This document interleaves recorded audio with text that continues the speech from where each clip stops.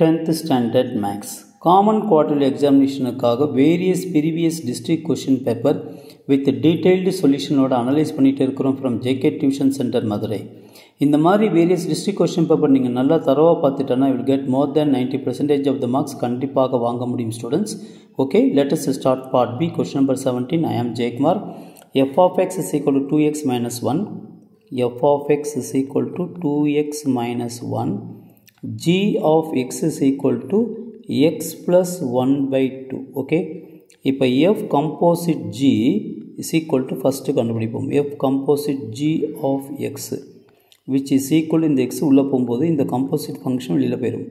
அப்போ f g of x. Okay students, which is equal to f. g of x is equal to என்னது x plus 1 by 2. Okay. இப்போ பாருங்களேன் f of x is equal to என்ன இருக்கு 2x minus 1 இருக்குது. இங்கே x இருக்கிற இடத்துல x தான் இருக்குது. ஏன்னா இங்கே x இருக்கிற இடத்துல யாருக்காப்புல x plus 1 by 2. அப்போ 2x plus 1 by 2 minus 1. ஓகேவா? அப்போ x plus 1 minus 1 is equal to x. இது f composite g.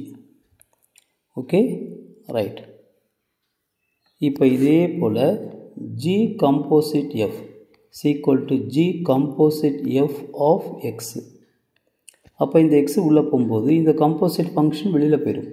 அப்போ g f of x. Okay, அப்போ g f of x equal to என்ன இருக்குது 2x minus 1.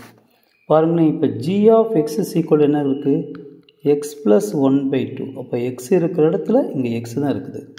அப்போ இங்கே x இருக்கிற இடத்துல 2x minus 1. அப்போ 2x minus 1 plus 1 by 2. இதுவும் கேன்சல். அப்போ 2x by 2. இதுவும் cancel, which is equal to x. Okay student.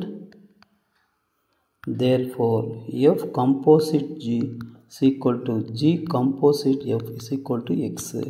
Hence, it is proved. Okay. Thank you. Subscribe பண்ணிட்டு plus like பண்ணிட்டு பாருங்க students. All the best. Thank you.